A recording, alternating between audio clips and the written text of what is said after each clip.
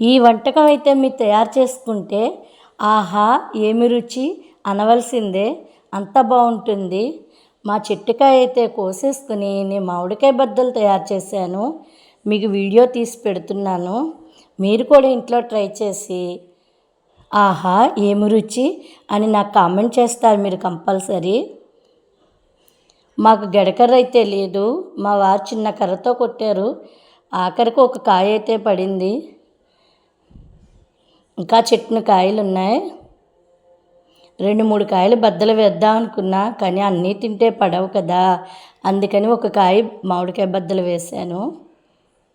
చాలా అంటే చాలా టేస్టీగా ఉంటుంది, మీరు ట్రై చేయండి.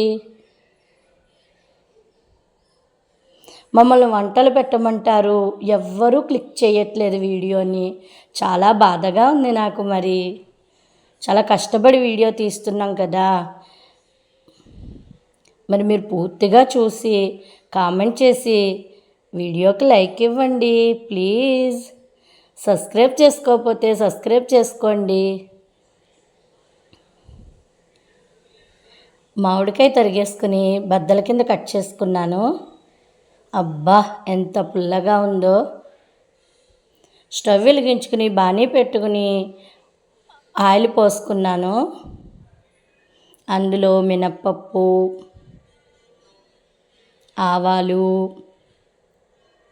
మెంతులు, మిరపకాయలు, దీన్ని మెంతి కారం అంటారు. ఇలా కారం తయారు చేసుకునే మామిడికాయ బద్దలు వేసుకుంటారు. చాలా అంటే చాలా టేస్టీగా ఉంటాయి, మీరు కూడా ట్రై చేయండి.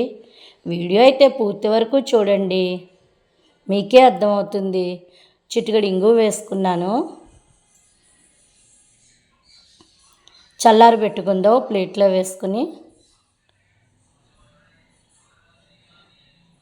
అందులోనే చిటికెడు పసుపు, తగినంత సాల్టు, కొంచెం నూనె వేసుకుని బాగా బద్దలు కలుపుకున్నాను.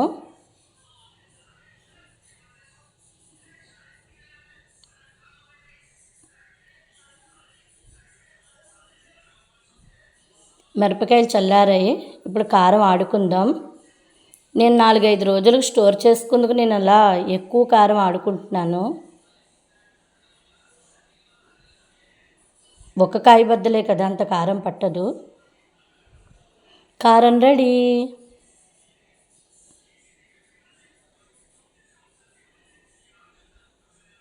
ఒక కాయకి 3-4 స్పూన్స్ వేసుకోవాలి కారం.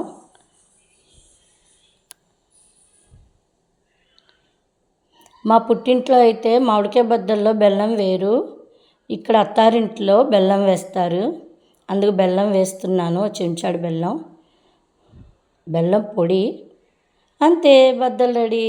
చాలా అంటే చాలా టేస్టీగా ఉంటాయి, ట్రై చేయండి. అలా గార్డెన్లో కోసుకున్న మామిడికాయ అలా తయారు చేశాను.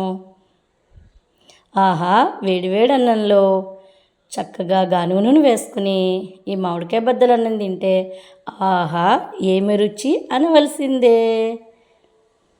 మామిడికాయ బద్దలు అయితే చాలా టేస్టీగా ఉన్నాయి.